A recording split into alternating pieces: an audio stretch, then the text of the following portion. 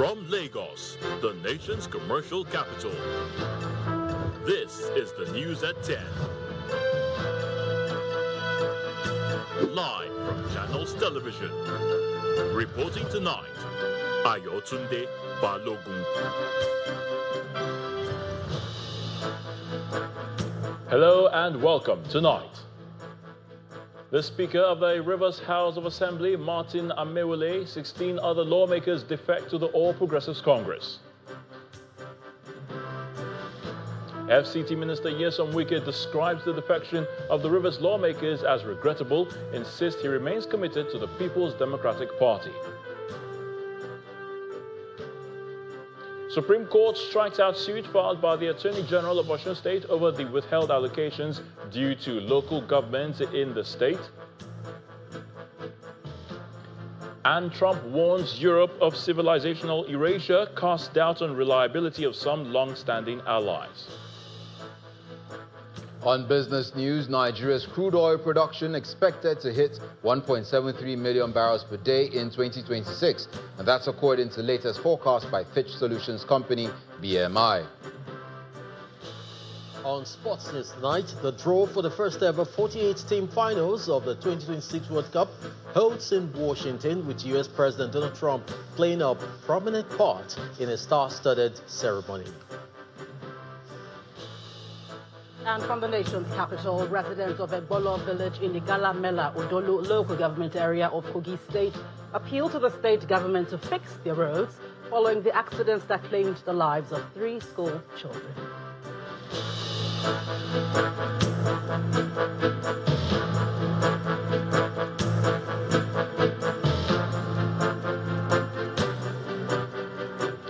In a major political shake-up, 17 members of the Rivers State House of Assembly have announced their defection from the People's Democratic Party to the All Progressives Congress. This was made known during plenary today as the Speaker, Martin Amewule, informed the House that in addition to himself, 16 other members informed him of their intention to cross over to the APC from the PDP. Our correspondent, Charles Oporum, reports. Friday's plenary session at the Rivers State House of Assembly is not a typical one. Rivers APC Chairman Tony Okocha is a surprise guest. The Speaker reveals that 16 lawmakers have written to notify him of their decision to leave the PDP and cross over to the APC.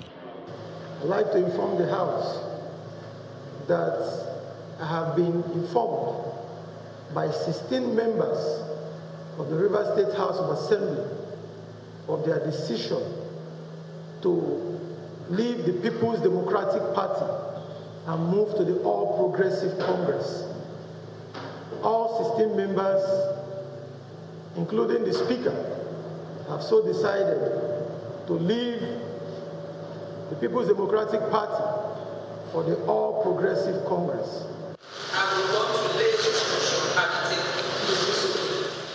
One by one, the 17 defectors, including the Speaker, affirmed their decision, citing the division in the PDP as their reason for leaving. Because there is no more political faith in the People's Democratic Party, and in line with the Constitution, as clearly stated by you, Section 109 is clear, I am defecting to the All Progressive Congress. The PDP is fractured from within, and so I have defected. I have informed my ward chairman, a lady like me, and as I live here, I will go and perfect my movement to the APC. With 17 members crossing over to APC, the 10 remaining PDP members elect 4 minority officers who are promptly sworn in.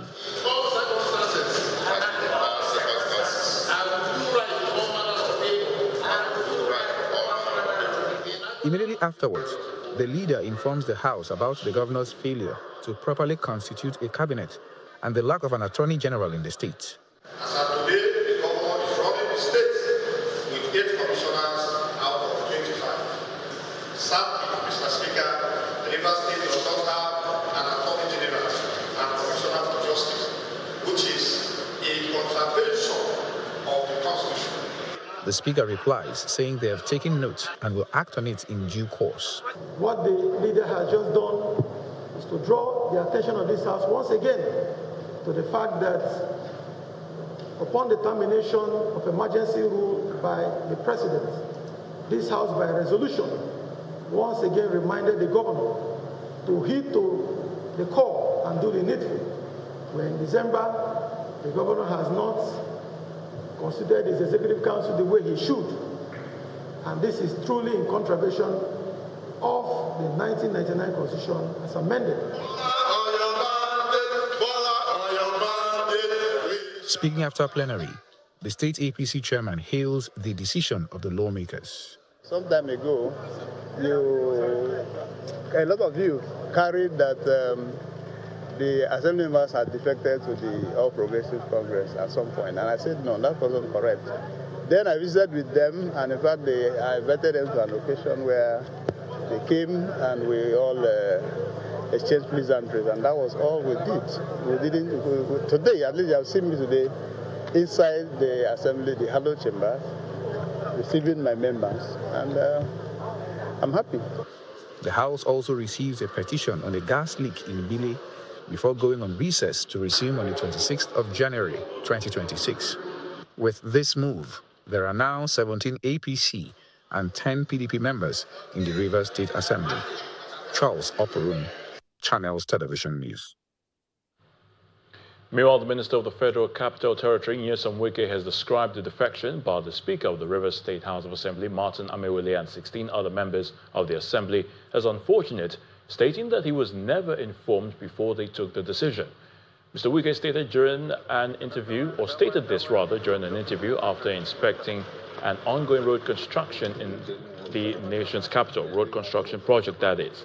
According to him, the lawmakers have the right to be in any party of their choice, while stating that he is still a member of the People's Democratic Party and will continue to work with other lawmakers of his party in Rivers State. It's unfortunate. I have always said that when everybody has the right to make a choice, the party is fully factionalized. And the requirement of the Constitution said that when a faction is factionalized, they are bound to leave the party. I'm still in PDP. You see that not everybody that has left. I believe 16 or 17 of them have left out of 27. We still have quite a good number, about 10. And we continue to work together. They never told me, but they have a right. So those who have remained will continue to work together. And that's what I've said to the party. Put your house in order. If at the end of the day, if you don't put your house in order, it's the party that is losing. And it's of the party to work together to see how they remain in a relevant opposition. They choose not to. And so for me, those who have left, they are free. But those who are remaining in the party will continue to work together. Talking security now, and with his appointment already sealed, the Minister of Defense, General Christopher Musa, is asking service chiefs and heads of security agencies to re-strategize and redouble their efforts in order to end insecurity in the country. Speaking in Abuja shortly after assuming office, General Musa says there is an urgent need to stop the shedding of innocent blood so that children can learn in a conducive environment while farmers return to their farms. General Musa adds that technology and intelligence will drive the nation's defense posture under his administration as the Minister of Defense.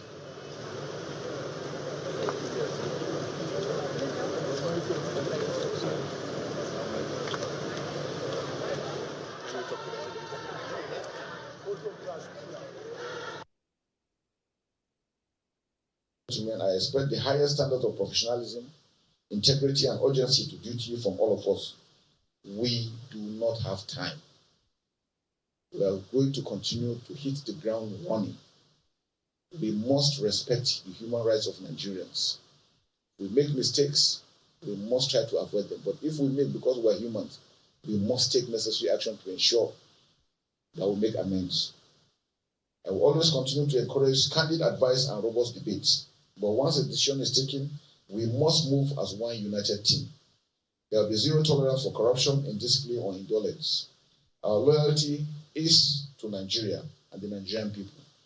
The President is the Commander-in-Chief, the buck stops on his table. We must provide that support to make Nigeria peaceful. Shedding of innocent blood is over. Our children should be able to go back to school. Our farmers should be able to go back to their farms. We must address these issues on ground. Most of the challenges we are facing is not military solution. There are issues of good governance, justice, equity, and fairness, which we are going to encourage. So it's going to be a holistic aspect. The non-kinetic and the kinetic must work hand in hand. We cannot afford to fail Nigerians, especially ourselves. They say charity begins at home. I believe it's the mindset. If we have that mindset that we will succeed, we will succeed. To the service chiefs, I offer my full support and expect your utmost cooperation to move the armed forces to greater heights. The Controller General of the Nigeria Immigration Service, Mrs. Keffi Nandap, says the NIS will not be deterred in its border governance responsibilities despite recent attacks on its officers while on duty. She made this known during a visit to Kebbi State on an assessment tour following the killing of 3 officers at the Bakin-Roa outpost in Bagudu local government area. The Controller General of the Nigeria Immigration Service, Mrs. Keffi Nandap, is in Kebbi State following the killing of 3 officers in the state. She traveled to the scene of the incident to assess the situation and boost the morale of officers on border patrol duty along the Bagudu axis, which borders the Republic of Benin. The immigration boss reiterated that in spite of the incident, the service remains committed to protecting Nigeria's borders and ensuring national security. The reason why I'm here is just to underscore the fact that this incident was very, very disturbing. And the federal government and NIS take it very seriously. That's why I'm here, to get first-hand information as to what happened, what led to this event, and also to assess the damage. And more importantly, to meet with my officers, those on ground, to let them know that the service is solidly behind them. And also going forward, I want to make it very clear that the assault that happened here is not just an assault on NIS, but it's also an assault on Nigeria's sovereignty. The Controller General also paid a courtesy visit to the Deputy Governor of Kebbi State, where she sought continued support from the state government for the service. I must reiterate that even in the face of mourning, we're not discouraged. At this time, I think we will just appeal to you to continue with the support that you have always given to us, and continue to seek collaboration with you to ensure that we strengthen border governance and intelligence sharing amongst various agencies. In his response, the Deputy Governor, Omar Tafida, condoled with the service over the loss, noting that the state government appreciates the efforts of the Nigeria Immigration Service in maintaining security. He assures that the government will provide all necessary support to the service to tackle emerging security challenges. What happened that day at the checking point? So it has made him realize that we should have a rethink and also have change of plan about the number of checking points we have in the state. Instead of allowing immigration to have one checkpoint here at the other place, we have custom, police, or civil defense, no. We're trying to see how to pull all of them together and have a joint checking point. The Comptroller General also visited the palace of the Emir of Gwandu to seek royal blessings for the operations of the service within the state. In part 2 after the break, Supreme Court strikes out suit filed by the Attorney General of Osun State over the withheld allocations due to local governments in Osun State.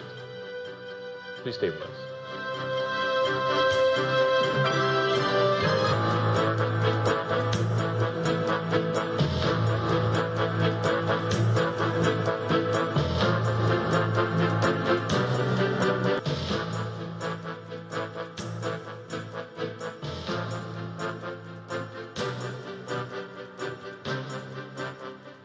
Welcome back. If you just joined us, you're watching the News at 10 live on Channels Television Lagos. A reminder of our top stories. The Speaker of the Rivers House of Assembly, Martin Amewole, 16 other lawmakers defect to the All Progressives Congress. FCT Minister Nyesom Wike describes the defection of Rivers lawmakers as regrettable and says he remains committed to the PDP. Supreme Court strikes out suit filed by the Attorney General of Osun over the withheld allocations due to local government in Osun State. And US President Trump warns Europe of civilizational erasure, casts doubt on reliability of some long-standing allies.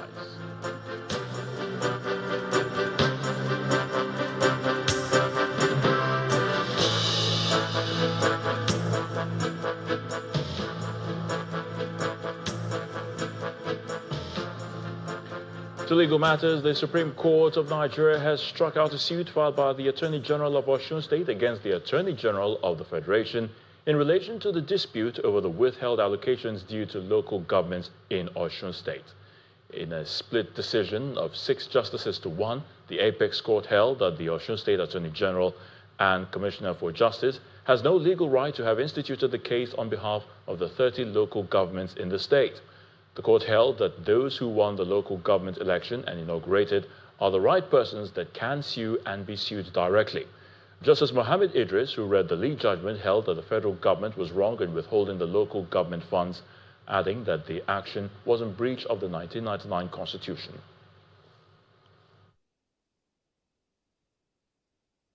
I find it extremely difficult, honestly, with profound respect to their lordship on the majority side, that the Honorable Attorney General of the Federation will have the capacity to protect 774 local governments, and the Honorable Attorney General of Osun State will not be able to protect the 30 local governments in the state. It's a puzzle that is very difficult for me to understand. But we give glory to Almighty Allah. One thing is certain, as they've rightly cautioned the Federation, something is very vital in our development. Opposition must be allowed to breathe. If we are destroying opposition, we are destroying the nation. We did it in the First Republic, we regretted it. We are on the path to it. As of today, all opposition has been destroyed. Let's give glory to Almighty God. So now let's head to the nation's capital, and Gloria Umizuke is standing by to give us the latest from our Abuja studios. Hello, Gloria. Thank you, Ayo. Well, here in Abuja, the federal government is deepening transparency in the road sector as President Bola Tinubu directs all ongoing projects for nationwide verification by the Independent Corrupt Practices Commission and the Economic and Financial Crimes Commission. The Minister of Works, David Umahi, made this known during an inspection tour of road projects across Nigeria's north-central region. He said a digital platform is also being developed for the public to track all projects in real time. Mr. Umahi, who reopened the reinstated 20-meter damaged Keffi flyover and inspected the Abuja-Kano highway, said the president is setting new standards of speed and accountability in road delivery. Our correspondent, Benny Ock, reports.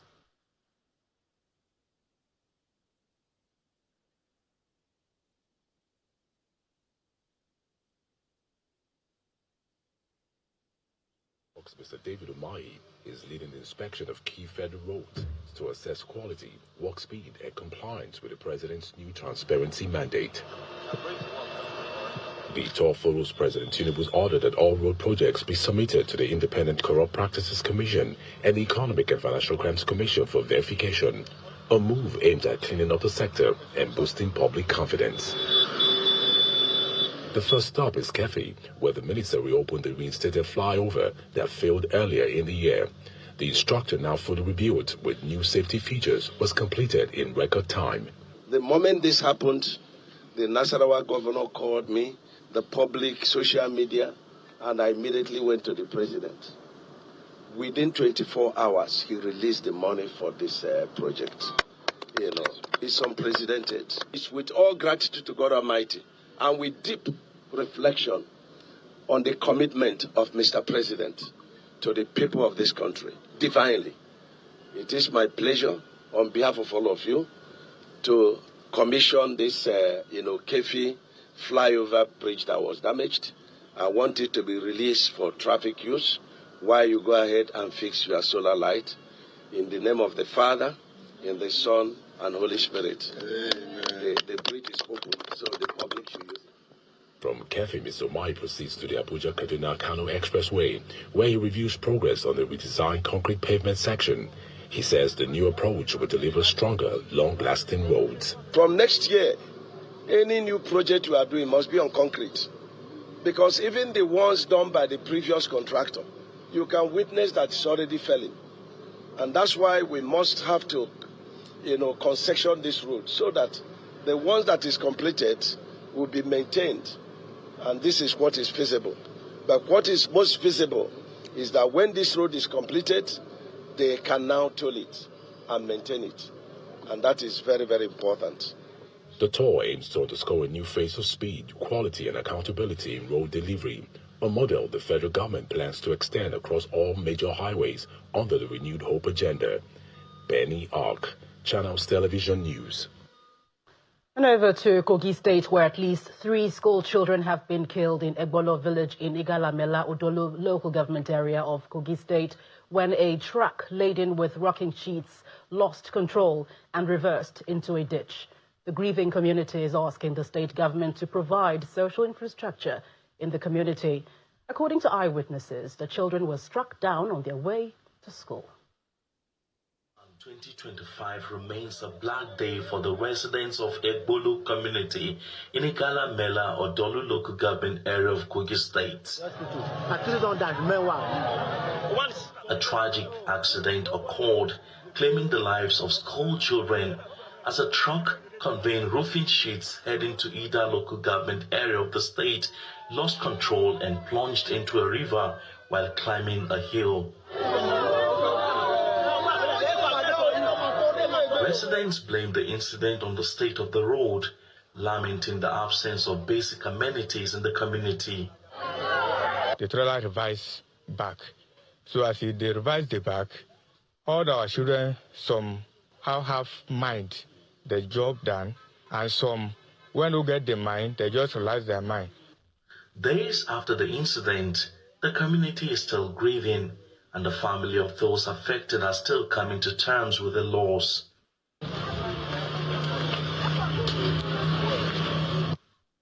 Sadia Mohammed is a widow, and her only son, Sadiq Mohammed, a JSS3 student in of local community secondary school, who is just 15 years, died in the incident.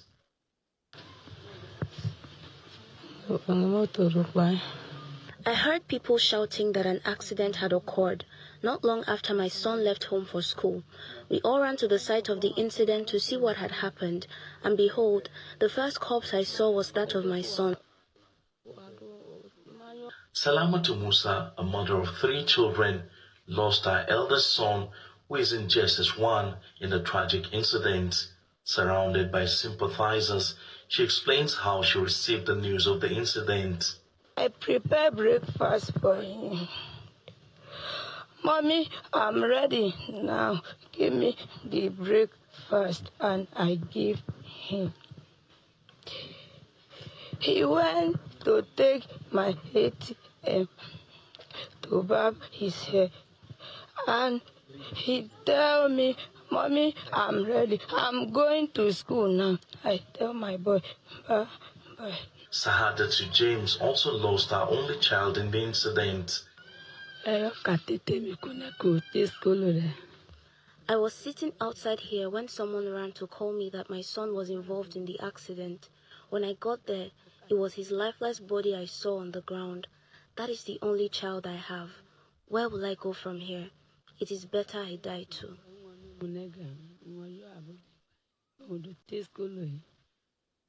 The incident sparked calls for improved safety measures on the roads within the region to prevent such tragedies. Community members, local authorities, and relevant stakeholders are now seeking ways to ensure better regulation and safety protocols to protect lives. The community remains united in grief, offering support to the affected families, during this difficult time.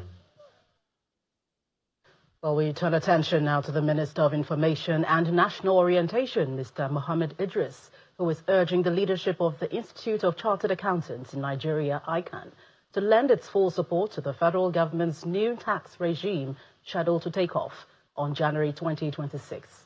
He said this when he received the ICAN delegation led by its president, Mr. Haruna Yahaya, in Abuja.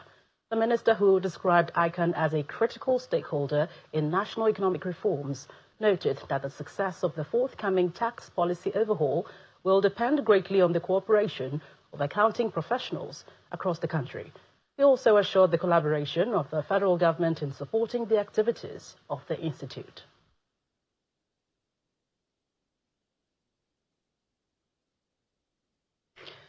To company news, as the Yuletide draws near, Amstel Malta is kicking off its Be Your Best all-season-long campaign with a dazzling city-wide Christmas lightning experience in Port Harcourt, the River State capital.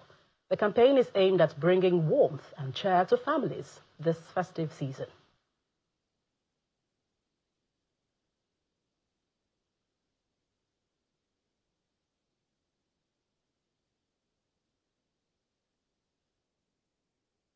Pure celebration at the GRA Junction flyover in Port Harcourt, complete with a colorful masquerade display from an indigenous troupe.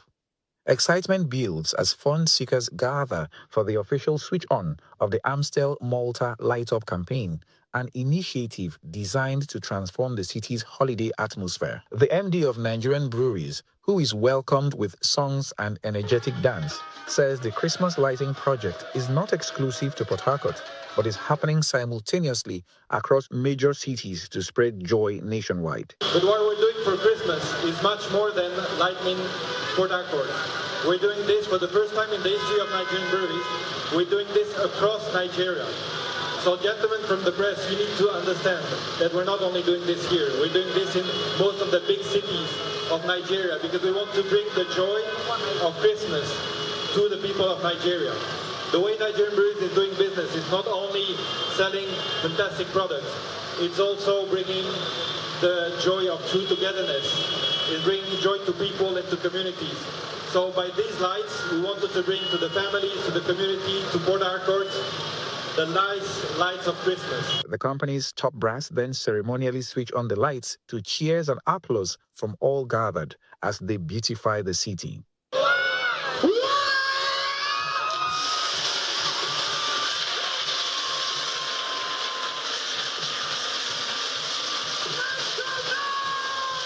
The company's senior brand manager adds that the Light Up campaign will now be an annual tradition created to appreciate loyal consumers. This event is not just a one-off.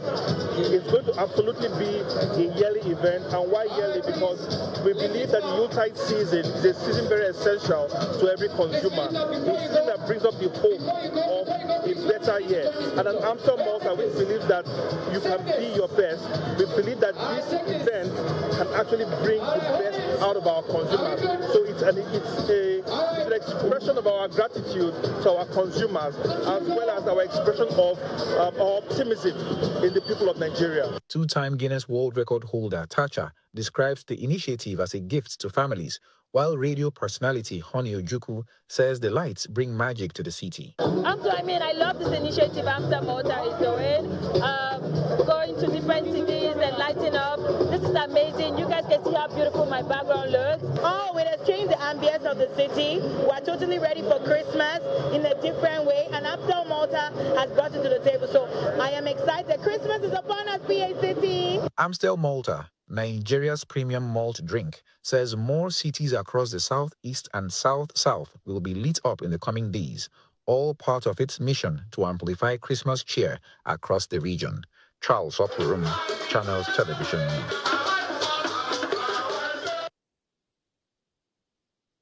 Still ahead on the news at 10. Nigeria's crude oil production expected to hit 1.73 million barrels per day in 2026, according to the latest forecast by Fitch Solutions company, BMI.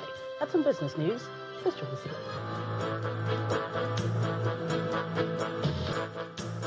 Welcome back.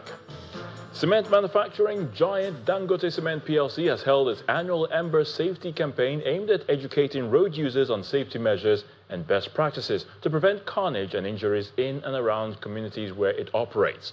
Addressing the gathering at a Sayedero market in Ilaro, Yewa South local government of Ogun State, the group head, Transport, Health, Safety and Environment, Ebere Okonkwo, said this has become necessary towards promoting safety culture and reduce risks caused by human errors.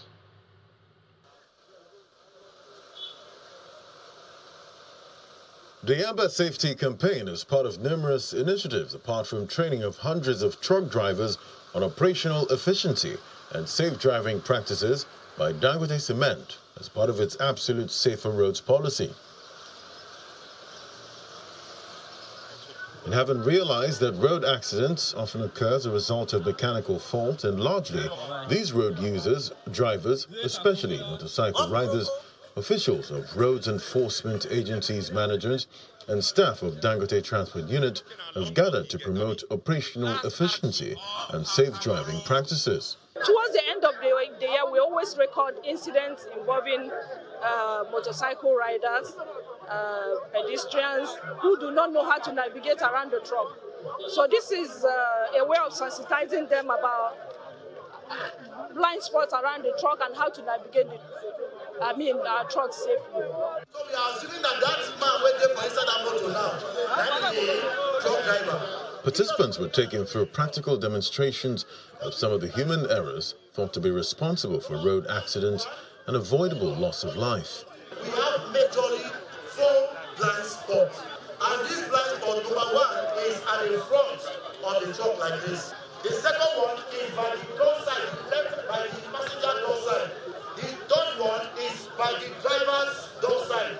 FRSC is committed to saving lives. But the real safety officer is me and you, all of you.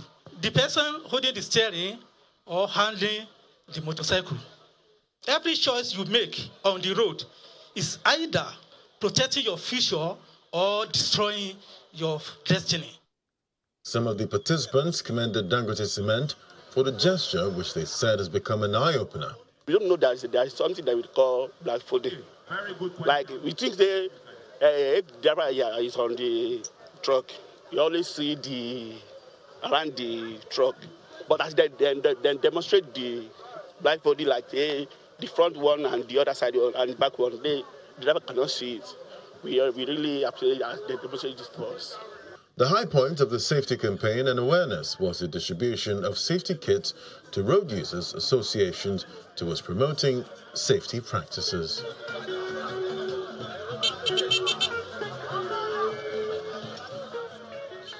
Nestlé Milo, one of the world's leading chocolate malt beverages, has unveiled 5 new brand influencers for its products. According to the company's category manager for beverage, Milo and Nido, Mr. Gilbert Tweneboa-Kodua, this campaign is designed to reach more households and children, particularly in the northern region of Nigeria. Nestlé Nigeria PLC today hosts a short but highly significant event. The unveiling of 5 new partners for its Nestlé Milo brand. The newest brand influencers are comedian and actor Sulaiman Bosho, Nigerian footballer Ahmed Musa, Kannywood actress and filmmaker Mansura Isa, award-winning musician Ali Jita, and entrepreneur and comedian Real Worry Pikin. For a lot of years, I think Milo has been well accepted in Nigeria, and we need to make sure that we entrench this going forward even stronger. And so when you tell the story, telling it with people that they are familiar with, people that they know, brings believability and adds to the trust. 3 of the brand influencers present put pen to paper.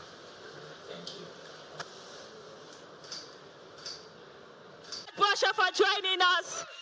Thank you so much. Let's go, let's go, let's go. Keep holding Milo and make it happen. And other members of staff of Nestlé Nigeria. When you call people and tell them Milo is made from dawa, I am sure people will rush. So that, inshallah, through my YouTube channel, I'm going to show people how Milo is made. Thank you, Milo. Thank you for this great opportunity. Well, you've got the right people for the right job. Because I know we are one of the most celebrated celebrities in the North.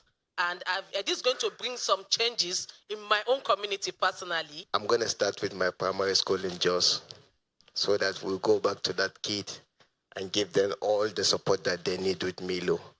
And inshallah, with the sports center that I have in Kano and Kaduna, I'm going to dedicate it for any game that you're going to do. For the management, this partnership reiterates Nestle Milo's loyalty to its consumers.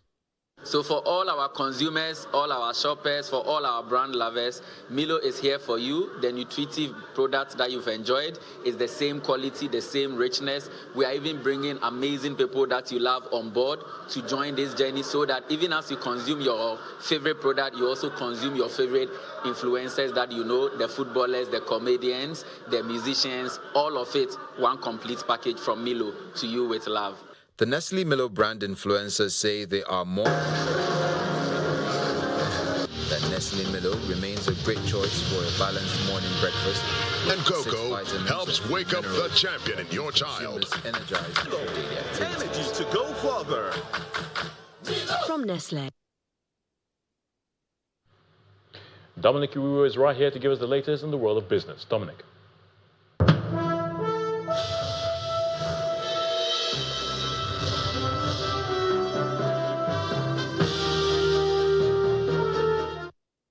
On business news, Nigeria's oil output is projected to see a slight increase in 2026, supported by ongoing infrastructure upgrades and additional production from existing fields. The forecast comes from a new BMI outlook published by Fitch Solutions titled "Rebound in Domestic Demand Will Drive the Nigerian Economy in 2026." According to BMI, the anticipated uptick in production is expected to strengthen Nigeria's oil exports earnings, provide a boost to government's revenues at a time when global energy markets remain volatile. The report highlights that while the forecasted 1.73 million barrels per day remains below Nigeria's long-term ambitions, including targets set by the Nigerian Upstream Petroleum Regulatory Commission, NUPRC, to reach up to 2.5 million barrels per day, it represents a positive trend following recent production recoveries. The Securities and Exchange Commission is set to hold its final Capital Markets Committee meeting for 2025 on December the 8th in Lagos. In a statement issued today, the Apex Capital Market Regulator says the meeting will focus primarily on 3 areas for discussions with key government officials, policymakers, and financial market operators. According to the SEC's Executive Commissioner of Operations, Mr. Bola Jomale, high-level participants at the upcoming one-day summit will discuss topical issues surrounding the new tax law set to take off in January, the outcome of the initial 10-year capital market master plan for 2015 to 2025, and plans to roll out a new 5-year master plan for 2026 to 2030.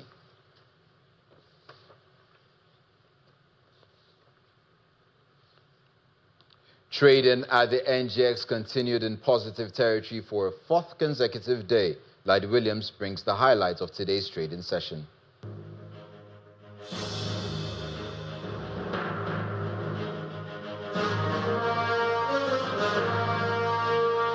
Hello and welcome to the Stock Market Report. Well, it's another green close for the TGIF trade today. We see the all-share index, sitting pretty above 145,000 level that we did hit after a while, 147,040, a big 1% rise. And we did see volume and value of trades today up, compared to the previous trading session. Market cap 93 trillion. And we see the market mover, cement giant Dangote, got some attention, this week after starting off at about 534 naira per share. And now we're at, with buy interest, 614 naira to end the week. For the tier 1 banks, most of them were up today, close to the green. It's been a week, notice of board meetings for the markets, director dealings from the likes of Zenith Bank, Transco Power, and others. So the first trading week of December in the green, maybe we get a Santa rally.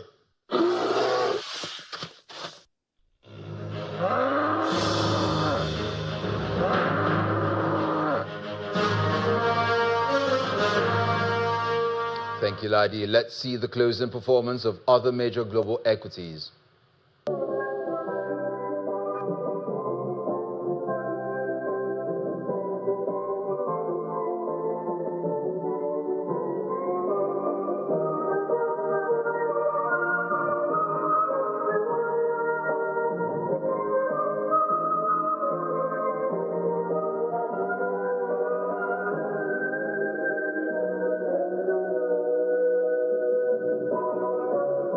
And that's it on Business News. Back to Ayotunde for the rest of the news at 10.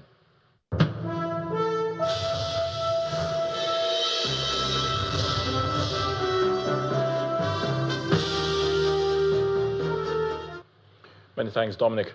U.S. President Donald Trump's administration has warned that Europe faces civilizational erasure and questioned whether certain nations can remain reliable allies. He described the 33-page National Security Strategy document as a roadmap to ensure America remains the greatest and most successful nation in human history. Here's Simon Pierce with more international news and around the world in 5 from our London studio. Good evening and welcome to the channel's studios here in London with your international news around the world in 5. Russian President Vladimir Putin has said Moscow is ready to provide uninterrupted shipments of fuel to India as Delhi faces pressure from the US to stop buying Russian oil. Seen here at a ceremonial welcome in Delhi, Putin questioned earlier why India should be punished for buying oil when the US itself buys nuclear fuel from Moscow. President Donald Trump has imposed 50% tariffs on most Indian products, arguing that Delhi's continued purchases of Russian oil helps fund the war in Ukraine, an accusation India denies. Putin's visit comes as the US hosts a series of talks with Russia and Ukraine in an attempt to broker a peace deal to end the war. Germany's parliament, the Bundestag, has voted to introduce voluntary military service in a move aimed at boosting national defence after Russia's full-scale invasion of Ukraine. It marks a significant shift in Germany's approach to its military and follows Chancellor Friedrich Merz's push to create Europe's strongest conventional army. The change means that all 18-year-olds in Germany will be sent a questionnaire from January 2026, asking if they are interested and willing to join the armed forces. The form will be mandatory for men and voluntary for women. Students at schools across Germany have said they will join strikes in as many as 90 cities to protest against the move. 13 people held for more than 18 years without trial in Eritrea have been released from a notorious military prison, according to their relatives. Among those freed were several prominent figures, including 69-year-old Olympic cyclist and businessman Zerigaba Gabrehiwot. They had been held at Mai Serwa prison, known for its harsh conditions, and where many of the inmates are believed to be political prisoners. Around 20 are thought to remain in custody. Thank you. The leaders of the Democratic Republic of Congo and Rwanda have signed a peace deal aimed at ending the long-running conflict in the region at a summit hosted by the US President Donald Trump in Washington.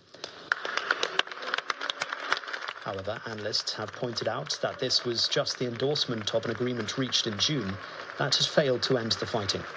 Ahead of the summit, there were renewed clashes in resource-rich Eastern Democratic Republic of Congo between government forces and rebels believed to be backed by Rwanda. At the signing ceremony, there was no public handshake between the pair, whose body language appeared frosty throughout, but this did little to dampen the US president's rhetoric. For more than 30 years, one of the worst conflicts on earth has been raging in eastern Congo. Millions and millions of people have been tragically killed, went on forever, and countless more have been displaced from their homes. Families have been destroyed. I've just held really fantastic meetings with both men and representatives of other countries where we discussed the importance of upholding this new agreement. Namibia's proposals to lift the ban on the international trade in black and white rhino horns has been rejected at a key conservation meeting. The result of the voting at the Convention on International Trade in Endangered Species of Wild Fauna and Flora earlier this week was adopted by the conference in Uzbekistan. Namibia had also proposed overturning the ban on African savanna elephant ivory. This too was defeated. Eyebrows were raised about the rhino horn trade proposals, mainly because Namibia pioneered the practice of cutting the horns off rhinos in 1989, so they no longer have value for poachers. A diamond-studded locket swallowed by a New Zealand man who had tried to steal it has been recovered by police. The Fabergé egg locket, valued at $19,300, was reportedly swallowed by a 32-year-old man at Partridge Jewellers in central Auckland. The ingested loot is set with 60 white diamonds and 15 blue sapphires, according to the jeweller's website, and opens to reveal an 18-carat gold miniature octopus. And Netflix has agreed to buy the film and streaming business of Warner Brothers Discovery for $72 billion in a major Hollywood deal. The streaming giant emerged as the successful bidder for Warner Brothers ahead of rivals Comcast and Paramount Skydance after a drawn-out battle. Warner Brothers owns franchises including Harry Potter and Game of Thrones and the streaming service HBO Max. The takeover is set to create a new giant in the entertainment industry, but the deal will still have to be approved by competition authorities. And that's your international news around the world in 5. Now back to the channel's studios in Lagos.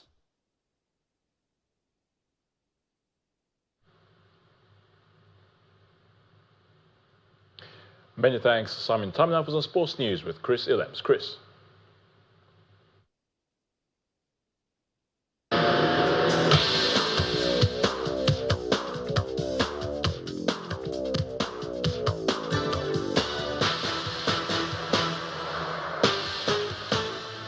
Thank you, Ayo. Welcome to Sports News. The much-anticipated draw for the 2026 World Cup has been held in Washington this evening, with U.S. President Donald Trump playing a prominent part in a star-studded ceremony that will map the path to glory for contenders at the first ever 48-team finals. Participating teams were drawn 4 each in Group A to L. Co-host Mexico will open the 2026 World Cup against South Africa on June the 11th, 2026. Reigning champions Argentina will face Algeria, Austria, and first-time qualifier Jordan in their 2026 World Cup group. 11 of the 16 World Cup venues are in the United States, with 3 in Mexico and 2 in Canada. The Azteca Stadium in Mexico City will host the opening game, and the final will take place at the MetLife Stadium outside New York City. And U.S. President Donald Trump has become the first ever recipient of the FIFA's new Peace Prize at the 2026 World Cup draw earlier today. FIFA President Gianni Infantino presented the 79-year-old with the award during the ceremony at the Kennedy Center in Washington. Infantino says Trump won the award for exceptional and extraordinary actions to promote peace and unity around the world. And Nigeria Football Federation has described William Troost-Ekong as a dedicated and humble leader following his retirement from international football. The federation eulogizes Troost-Ekong for his selfless service, zeal, patriotic fervor, and his commendable sense of duty. Troost-Ekong earned 83 caps for Nigeria and played in 2019, 2021, and 2023 African Cup of Nations, winning bronze and silver. And Enzo Maresca says he had no choice but to rotate his Chelsea squad when questioned over his team's damaging 3-1 defeat at Leeds in the midweek as they prepare to face Bournemouth on Saturday. The loss at Elland Road on Wednesday left the Blues in 4th place, 9 points behind Premier League leaders Arsenal. That's sports. It's back to you, Ayo.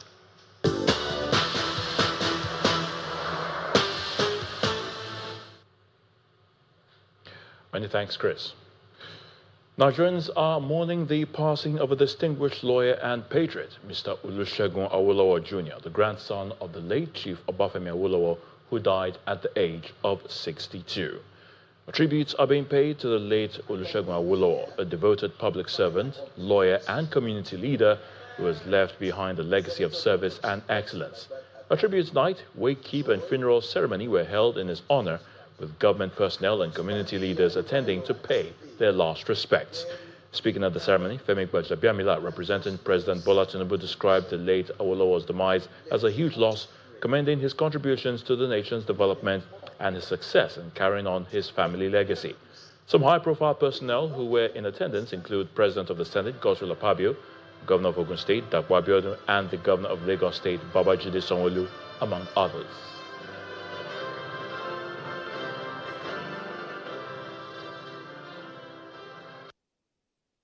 I stand here to represent the President, who's set to tell you and to say to you that this one cut deep. And these are his words. I have borne the loss of a child. I know from experience that there is no lingering and solitary grief. Mama Folawiyo, I pray that God in his mercy will give you the grace to bear this loss and to remember Segun as he was, a good man who lived well. Segun served Nigeria with an exceptional passion and unending dedication. From his earliest days as a special assistant to the president, through his distinguished tenure as executive director and chief executive officer of the Nigerian Export Promotion Council, he pursued his objectives with discipline and purpose and achieved real success for our country. He lived a life of humility and service, with a deep sense of patriotism to his country. He continuously, consistently encouraged local, medium, small-scale enterprises and small-scale enterprises. Like they say, a fruit doesn't fall far from the tree. Segun comes from a strong lineage of our forebears, Papa Obafemi Awolowo. Segun is an illustrious son of Ogun State, in whom we are well pleased.